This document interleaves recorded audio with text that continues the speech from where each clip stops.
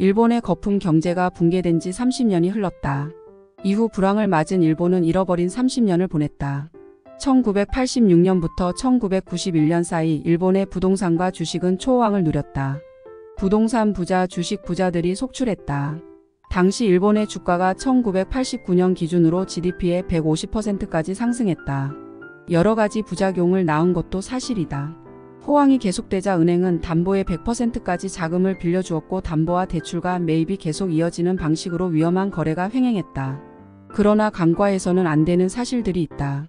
당연한 이야기지만 부동산업자들은 법만큼 세금도 많이 냈다. 나라의 곳간도 가득 찼다. 그리고 객관적 지표들도 예상외로 건전했다. 실업률은 대략 2%, 인플레율은 3% 전후였다. 인플레율이 3%라면 크게 걱정해야 할 수치는 아니었다. 그런데 갑자기 거품 경제에 대한 문제의식이 전 매스컴을 통해 확산하기 시작했다. 그러자 일본 중앙은행은 거품을 잡는다는 목적으로 금리를 2.5%에서 2배 이상 올려버린다. 예나 지금이나 금리 인상은 부동산 업계를 강타한다. 문제는 부동산 업계뿐 아니라 일반 서민들까지 피해가 막심했다는 점이다.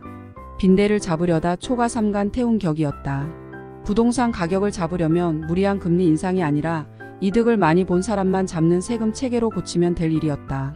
부동산 문제는 세제를 조정해서 풀고 과잉융자 문제는 핀포인트 조준으로 해결하면 될 문제였다.